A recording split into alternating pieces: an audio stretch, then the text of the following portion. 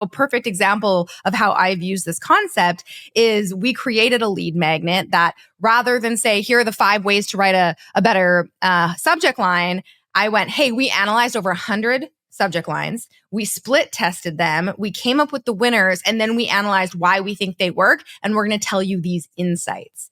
And so insights over information all day long.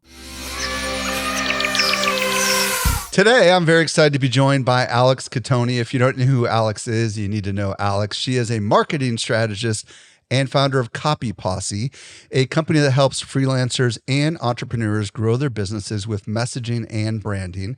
Her membership is called Spark, where she helps people build their dream businesses from home. Alex, welcome back to the show. How you doing today?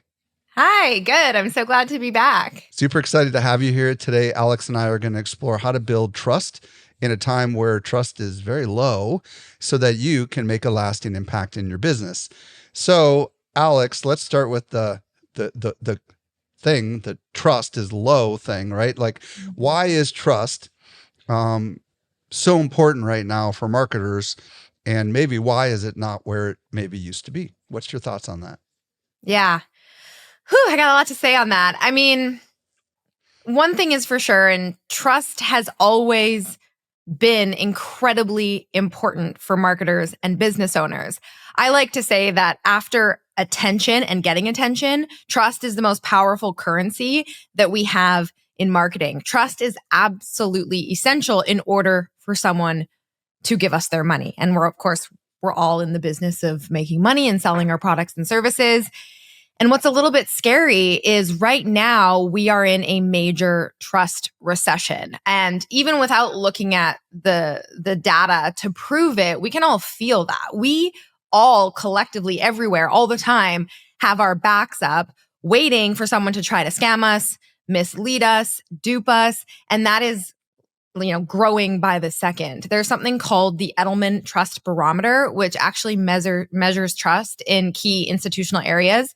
And they've been doing so every single year since 2000. So it's been 25 years that they are measuring trust across multiple different countries. In fact, the last study they did was 28 countries, over 33,000 respondents. And they have something called the Global Trust Index, which essentially just shows where we're at a baseline of trust. And right now we are at an all-time low than we've ever been in the past 25 years. And there's a couple key stats that I pulled out here that I thought were super, super interesting. 68% of people believe that business leaders are lying to them. And that is up from 56% in 2021.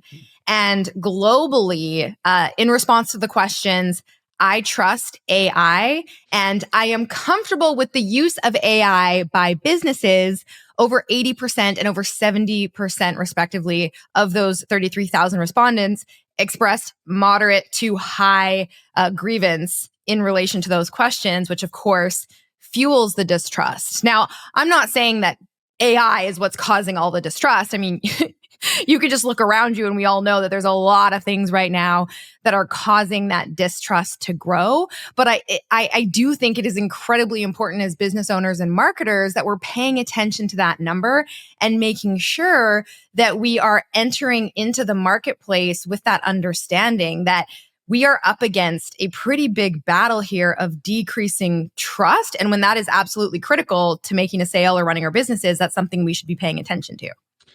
Love that. Said a different way, the question I want to ask now is, when we are able to communicate trust or trust is received somehow by our audience, what is the upside to that? What is possible in this world where 68% of us feel like we cannot trust businesses? So if we're able to break through somehow, what does that make possible for us? I mean, I feel like it goes without saying, like if people trust us, they are going to buy from us and they're going to buy from us again and again and again. The thing that I find really interesting, and we all do this, like I love to look at buyer behavior, starting with my own buying behavior, is we are constantly sorting businesses in our minds, right? We have like a no category. We have like a I'm not sure yet category. We have a yes category. And we're trying to just as quickly as possible put people into these categories because it is so difficult to make sense of who and what we can trust today. So if you get added into the yes, I trust bucket in the minds of your customers, assuming you then don't do something to lose or break that trust, that customer will likely buy from you again and again and again, because just by simply building that trust, you've created that foundation of like, hey, you no longer have to go search for an alternative. I can be your person, your business, your brand, your company in this marketplace to buy XYZ or whatever it is that you sell. So I think it's of course revenue, but also longevity in the marketplace. I kind of harken back to the Wild Wild West. And I like the fact that you have the name Posse in your brand and stuff like this. Yeah. Back then, nobody really trusted anybody, right? Because like these people would come in from out of town on a horse, and then Right. you just didn't know if they were going to rob you or they were going to shoot you, right? And I kind of feel like we're kind of in the new Wild Wild West right now, because it's so easy for people to appear out of nowhere and seem to be slick and everything, and then you trust them, and all of a sudden you lose everything. Yeah. Does this give an unfair advantage to those of us that have established a well-respected personal brand or brand that is known? Talk to me about that a little bit. 100%.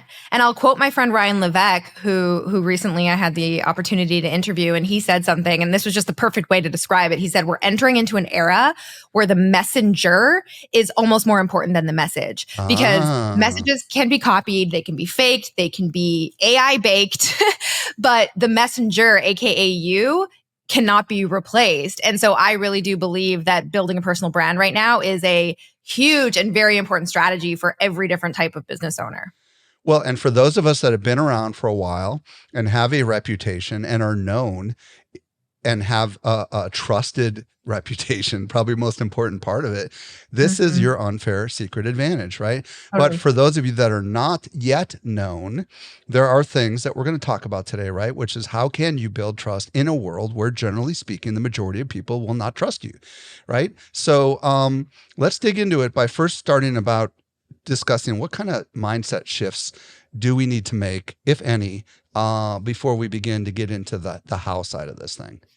Yeah. I mean, well, you kind of said it already. Like, I really do believe that that the biggest mistake so many marketers make is assuming trust from day one. I remember back when I started doing online marketing online, when I was the creative director and, well, really an intern before I was the creative director at Mindvalley.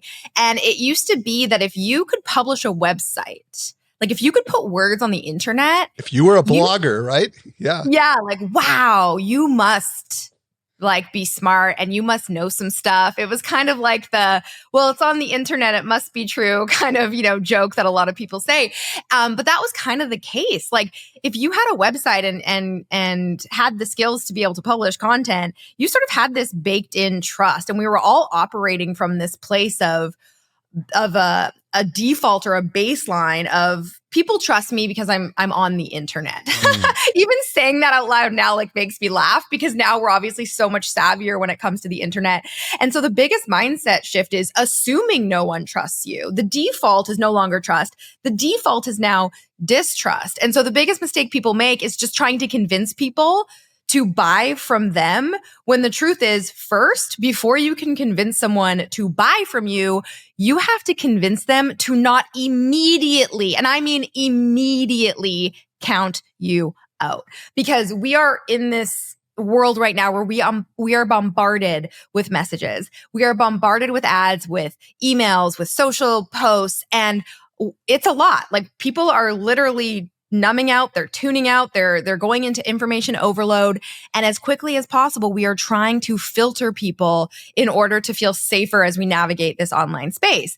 And so, as I mentioned before, you are either in the immediately like no bucket, and we've all been there. We see people online and we're like, nope, hard no, unfollow, mute, whatever, like that person's not for me. And then there's the yes bucket, which, to be honest, the yes bucket, I think, takes a lot of time to get into, and we'll talk about that in a second. Most of the time when people are first discovering you, they are you're falling into the like, I don't know about you yet, but first convince me why I shouldn't count you out before you're trying to convince me why I should buy from you. And so the biggest mistake is people are applying the old school direct response marketing of like buy, die, or unsubscribe mentality to their customers, being like, well, if they're not going to buy from me now, they're not going to buy from me later, so they're dead to me. Like that is so far from the truth now. When you look at what actually is happening, there is a way longer buying cycle because people are in an evaluation phase, figuring out whether or not they should listen to you, like you, trust you before they ever decide to give you their money. And this has been studied. Google released a report called Decoding Decisions, Making Sense of the Messy Middle. And this messy middle is basically defined as this web of kind of touch points and evaluation that happens between that moment that someone first discovers you and the moment they first buy from you. That used to be a pretty clear line of like, click, sign up, buy, let's optimize for a 7-day, pixel, whatever. That was direct response marketing. Now, direct response marketing, yes, of course, it's still important. Yes, there will still be people who buy from you right away. We love those people. But the vast majority of people are taking a lot longer to evaluate options, because you and I both know you are not the only person who offers what you do to the same group of people, to the same customer base. And so I really believe that those who have patience and who take the time to do these trust building activities that we're going to be talking about will come out way farther ahead because they can stick around long enough for that customer base to say, you know what, I'm actually going to purchase from you. Alex Gattoni is dropping little gold nuggets all along the trail here. And just to reiterate, majority of people will never trust you. 68%, probably growing since that survey was done by Edelman. In addition, we know that we have to operate from a presupposition that they are distrusting. And we also know that they have access to lots of information, so they're going to take their time and do their research before they buy a decision.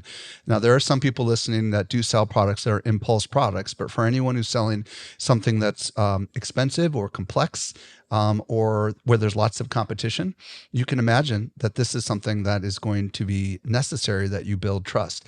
So this is the perfect setup now, and you've done a beautiful job setting this up. So now, teach us, Alex, where do we begin to build trust?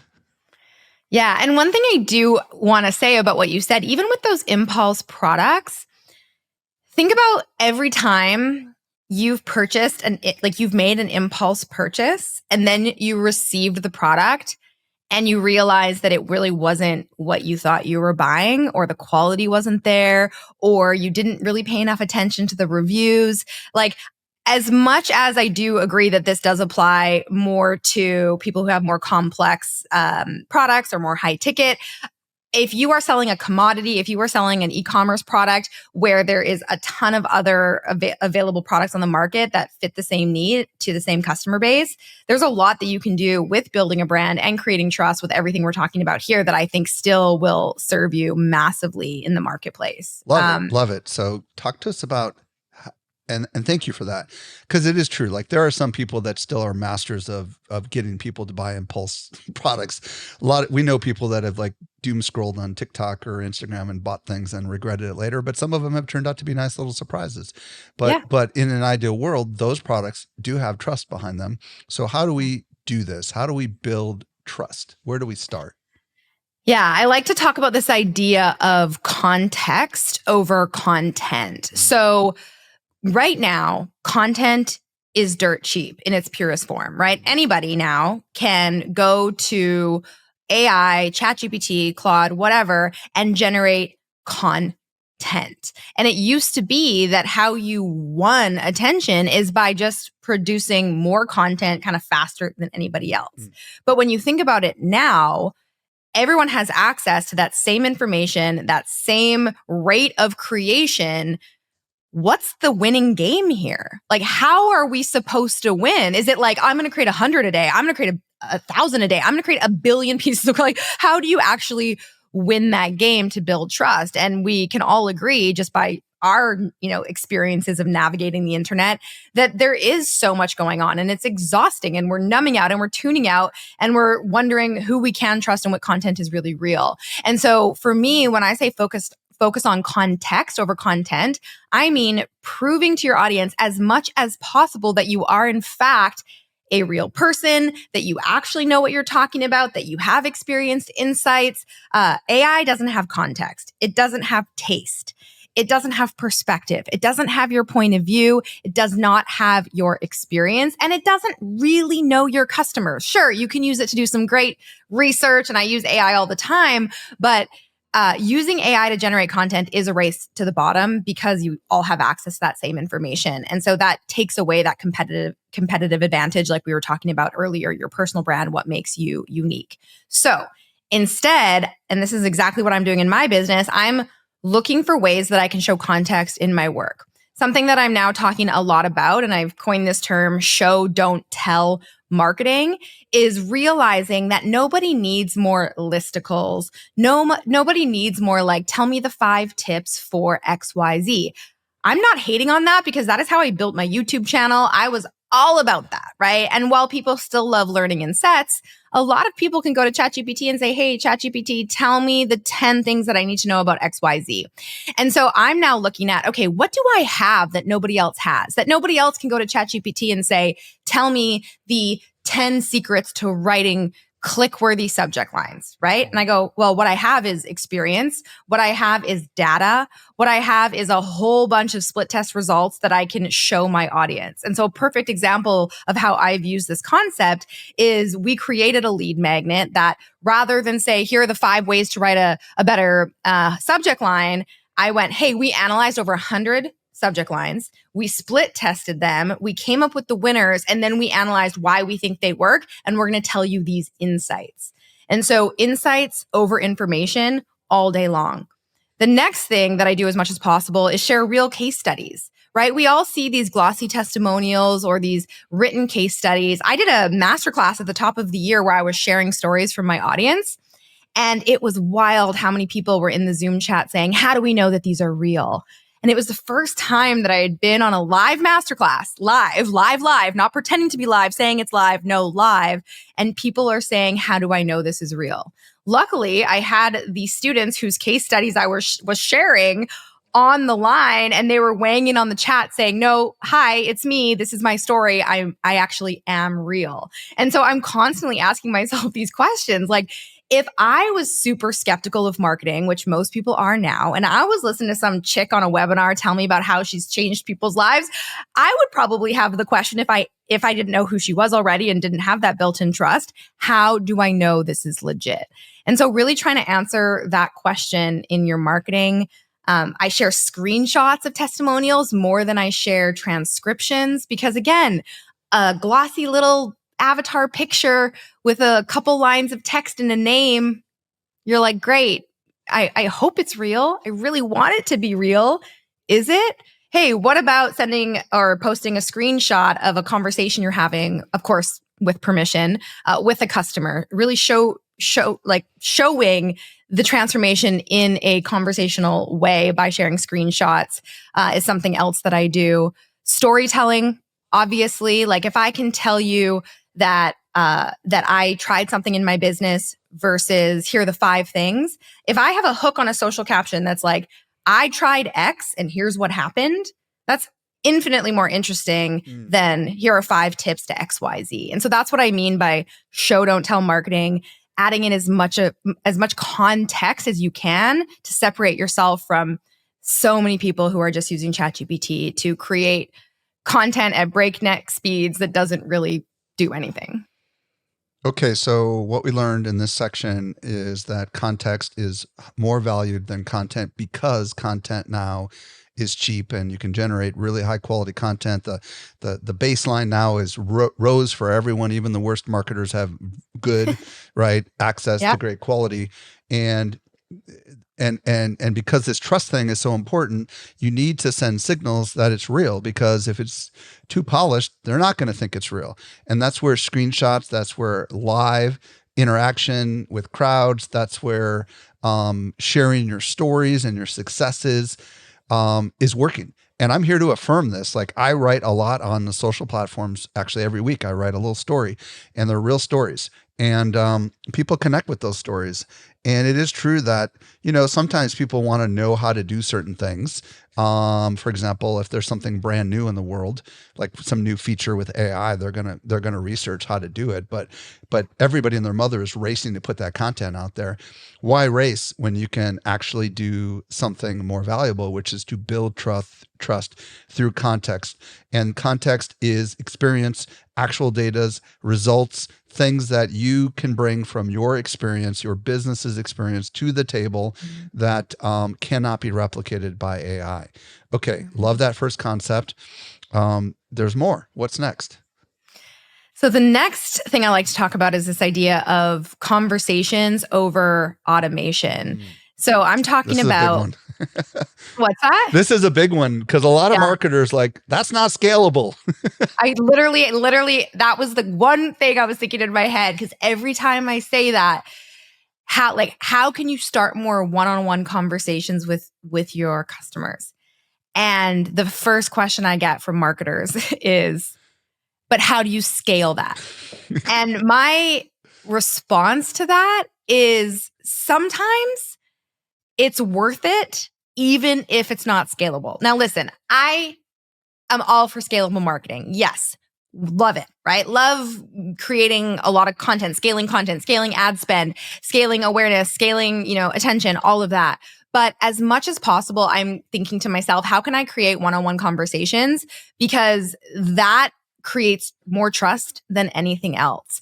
When I hear people tell me that they've replaced their entire customer service team with AI, my first thought is, great, I'm sure you're saving a lot of money immediately on labor expenses, but what are you costing your business in terms of the trust? Because what I don't think a lot of people realize is that when trust is broken, people aren't writing to you and saying, Michael, you've broken my trust, and I don't think I'm going to buy from you anymore. You're lucky if they do, by the way. Sometimes they do, by the way. And if they do, you're like, wow. And then you should be paying attention to those people because they're obviously desperate to connect. And that is a challenge that you can solve. But generally, that's not going to happen unless they really care for you, right? Exactly. And that's, I think, the biggest mistake is, people will say in the short term, like, yeah, it's been fine. We've had no complaints. And that's almost scarier, right? Because we have all been in a loop of talking to an AI agent and screaming at our computers or at our phone saying, person, I would need to talk to a human. And what happens when you just eventually give up and you go somewhere else and you're like, this isn't worth it. I'm not going to spend my time or money here. And so a perfect example of what I mean by creating one-to-one conversations is, am I going to do this for a $27 mini course? No, I'm not, right? But hopefully I've built enough trust through the content I've built and the email marketing that I do and the stories that I tell that someone could buy a $27 product, even if they're not quite sure if they can trust me yet. But I just opened applications to my $10,000 a year mastermind. And, I've had this mastermind for 5 years. I have tried all the different automated, book a sales call type of funnels. And I'm always like, okay, am I doing something wrong? Because this just isn't really working for me as well as it is for other people. And then I realized that my audience is me. And I cannot tell you the last time I booked a sales call with someone. My audience are savvy marketers, and they are allergic to automated funnels that force you down a step-by-step process when really all you want to know is give me the info up front and let me know what you're all about. And so for the first time this year, I changed my entire application process to not involve any sales calls, no gatekeeping of information, no, forcing down a funnel. It was simply, hey, complete this application. And then anyone who was qualified based on the application, I sent them a personal gasp. Marketers everywhere, falling over. I sent them a personal email. This is a $10,000 sale that literally said, hey, so-and-so, saw your application. I'm the kind of gal who likes all the information up front. I'm not going to gatekeep anything. Here's everything you need to know about the mastermind, the investment, everything. And then I went to their Instagram page and I sent them a voice memo, not a AI, personalized voice memo. I mean, I opened my phone and I talk to them as if they were a real human and said, hey, I just wanted to make sure you got my email. I just sent it across. Sometimes it gets missed and mixed up with my marketing emails, but I just wanted you to know I just sent you a personal invitation to my mastermind and I'm here if you have any questions. The feedback that I got from people was, I can't believe this is actually you. We went back and forth on voicemail a couple of times. We're not even done closing the conversations yet because the applications just closed on Sunday and we're still following up and in conversations with a lot of people. I have had a higher conversion rate on this simple one-to-one, human-to-human process than any fancy automated funnel ever did. And I really am just leaning as heavily as I can into that in all of my marketing. And I think to myself, the more one-on-one conversations I can start, the better I'll do, for sure. So I know some people are like, I can automate that with a generic response because it sounded like you had a generic response, Alex. You probably would say, hey, Mike, it's Alex. Like literally you would somehow make it so it's obvious this was not just a generic audio thing that you were sending them, right? Oh yeah. I got your application. I saw like in question 3 where you blah, blah, blah, or whatever, right? Like you're actually personalizing it a little bit, right? And more than just a name, cause I know it can be like, hey, Mike, like I say like, hey, so-and-so, like, hey, Mike, it's Alex. I just saw your RAIN application. Yeah. I totally feel you on feeling like a bottleneck in your business. That's something that I've really struggled with as well. I love that your next goal is to do X, Y, Z. Yeah. In so some it's cases, obvious that you read it. That's the key, right? Exactly. And in some cases, I was like, just so me. And I said, I'm not going to lie. I wrote hard yes next to your name because I think you'd be such an amazing fit for this group. Like I meant genuinely every single message. And it's just, I enjoy it. Like I realize that sometimes in an attempt to over automate everything, we remove the connection piece, which is probably what we all enjoy most in our business. When we think back to when we started and it was like, wow, I'm really making an impact in people's lives and I'm making them feel special. And like, that's really cool. And all of a sudden you try to automate it and you completely rip the heart and soul out of your entire business. Well, and for those that are really busy, it could be like, hey, Jane, this is Jill. I'm Alex Gattoni's executive assistant, and she wanted me to let you know, blah, blah, blah. She absolutely loved what you said here, da, da, da. So you could delegate this to someone else on your team, and it could still be personal, and that would still, and by the way, she sent you a message, and she asked me to DM you so that you can blah, blah, 100%. blah, right? So like, you don't have to do all that work, right? Because it's still human to human connection. Right. I chose in this scenario to do it myself because I knew that would make a bigger impact. But absolutely, you could have someone that's like, hey, this is so-and-so from Alex's team. She read your application. I'm looking at her notes. She's really excited. There's so many ways that you can personalize it. And I don't want to make it sound like we don't use any automation. Like obviously we automate stuff. For example, we use ManyChat with some of our social posts to start conversations. I think that's a key distinction is there's a really great way to use tools to automate the initiation of conversations. Like, hey, comment this keyword if you're interested in learning more. And then we now know who has kind of raised their hand and said, I'm interested in learning more. And then we can start a one-on-one conversation there. And so I do really believe it's a mix of automation and personalization, but not throwing the baby out with the bathwater and trying to automate absolutely everything, because I think right now people are starving for that connection and a little bit can go a long way. Now, you don't have to have an application process for this to also work. For example, I don't really directly sell very much at all, but I do represent my brand, Social Media Examiner, and I generally engage with every single person who comments across the platforms that I post long form writing on, which is LinkedIn, Facebook, and X. And a lot of times what will end up happening is sometimes they'll DM me or I'll DM them, I'll say, hey, DM me if you have questions. And that is also a way of just starting a conversation. And it's not hard to do if you know what to do. And obviously I try to customize as much as possible because I know I'm doing it all in public. But I would imagine any kind of conversation, whether it's over email, whether it's public on social, whether it's private on social, whether it's done over text. I mean, the key is that by breaking the automation kind of maybe presupposition or automation thing that we've been programmed to do, we actually will stand out. That will help build trust. Is that kind of the key take home message of this? Yeah. And And also, I love what you said about like, hey, DM me if you have questions. Like, what's even more powerful than being the one to initiate the conversation is inviting people to raise their hands, because then they're giving you permission to initiate that conversation. And that creates a baseline of trust. And so I love all of that. In fact, one of my really good friends, this reminds me of a conversation that I had with someone at his event a couple weeks ago. Is his name is Giovanni Marsico, and he hosts incredible events for entrepreneurs. And he doesn't have a huge following.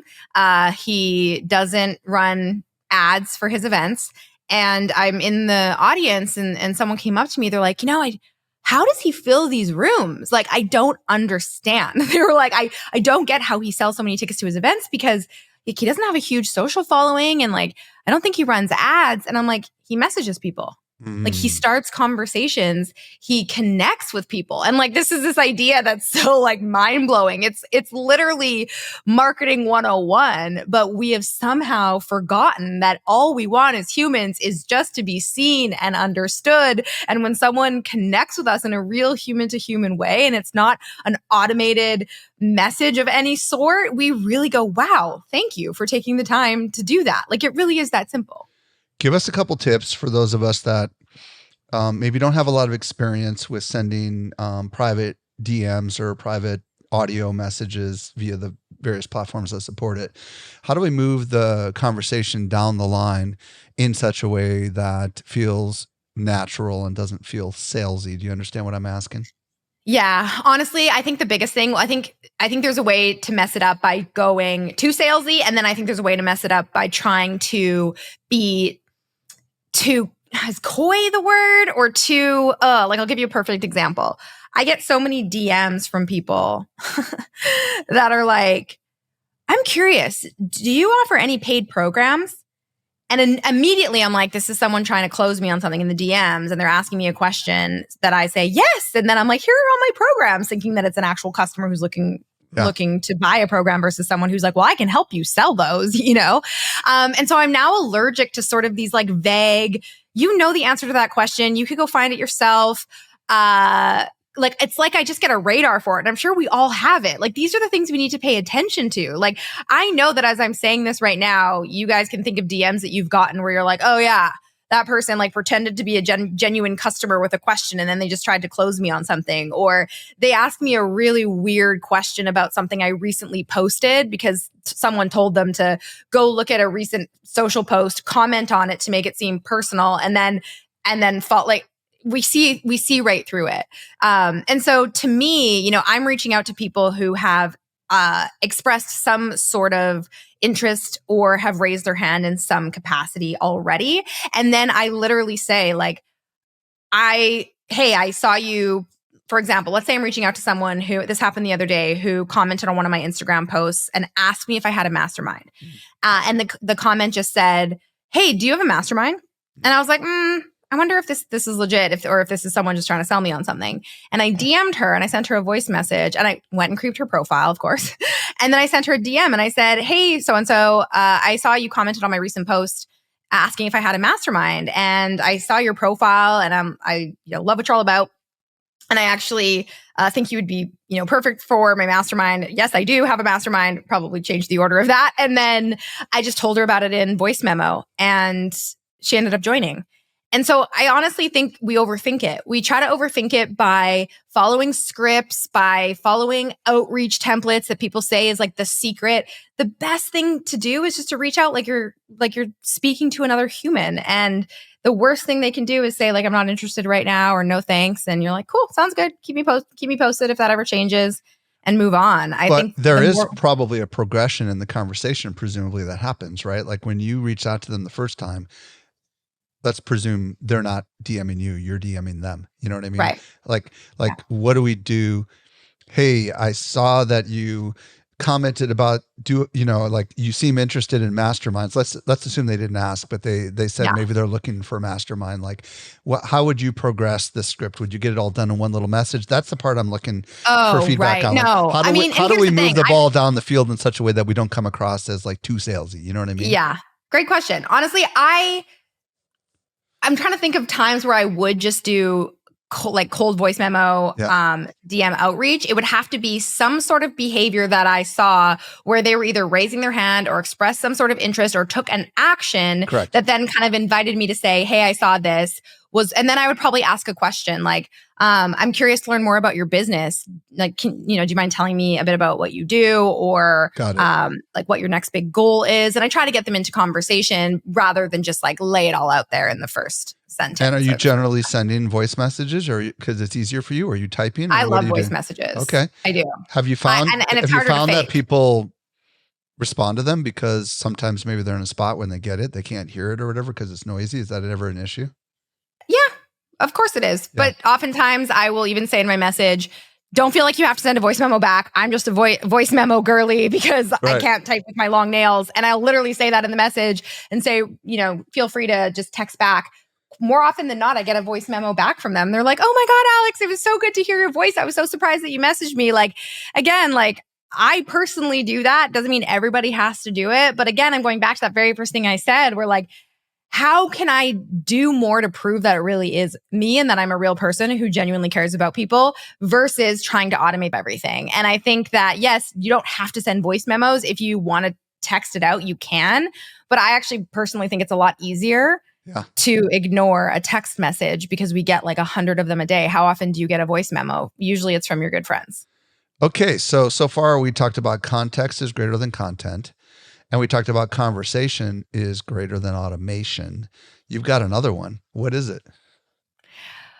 Well, the last one is time savings is greater than value stacking. And so this really goes to this idea of, and any of you who have been around marketing for a while have heard this idea of like the thud factor, where it truly used to be like the more content you could cram into your offer, if you're like an info marketer like me, or the more stuff you could put in the box if you sell, physical products, the more you had that like, bam, look at everything you're getting, the more valuable your offer was perceived.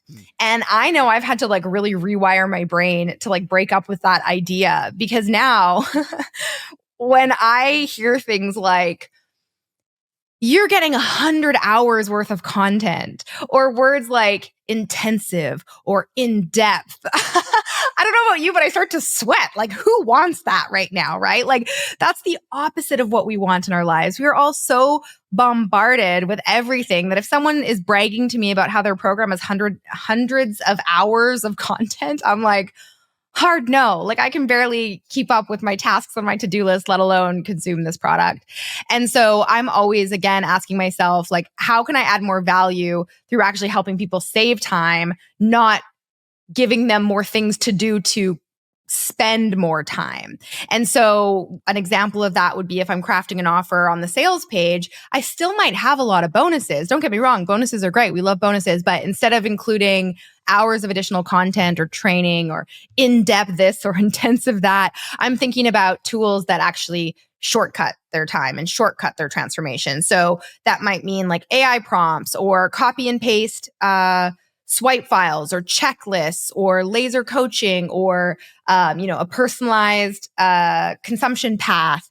I'm really thinking about what can I do to cut their time in half and make this feel easy versus more time consuming.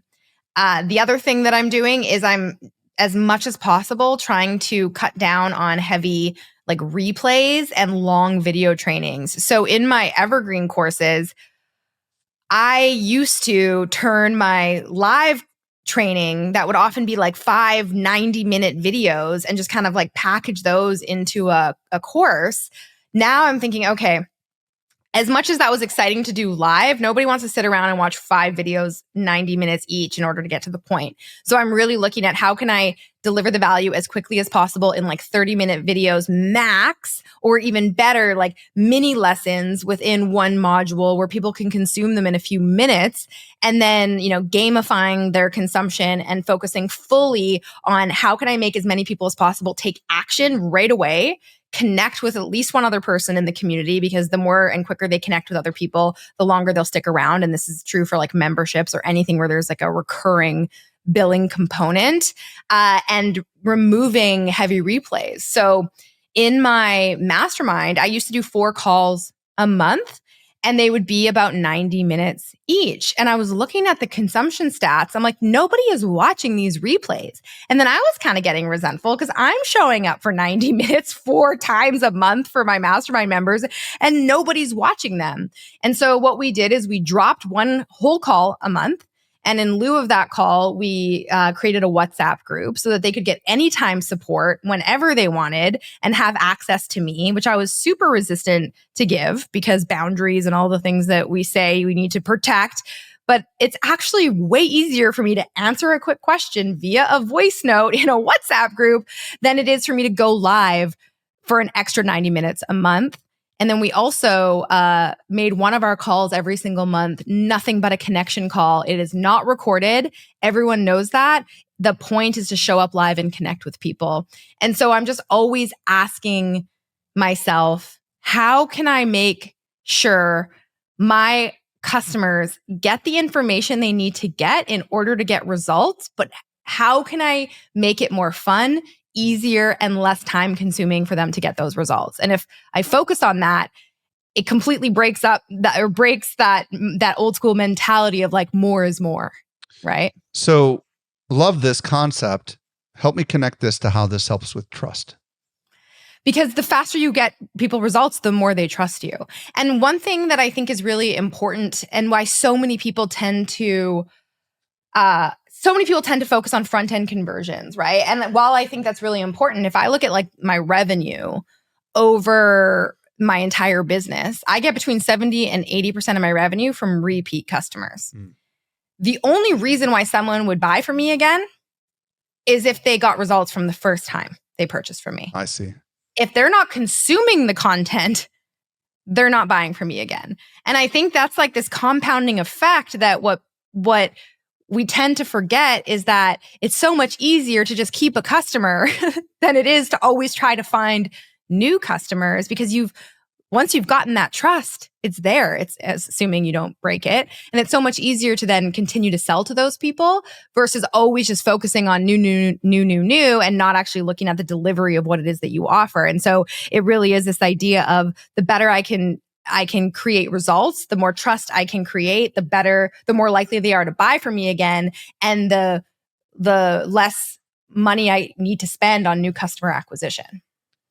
I love this for a lot of reasons. So many of us in marketers are told to focus, in the marketing world, they're told to focus on the value that you provide to your customer. And often we try to have more features, more benefits, more, like you call, value stacking ideas.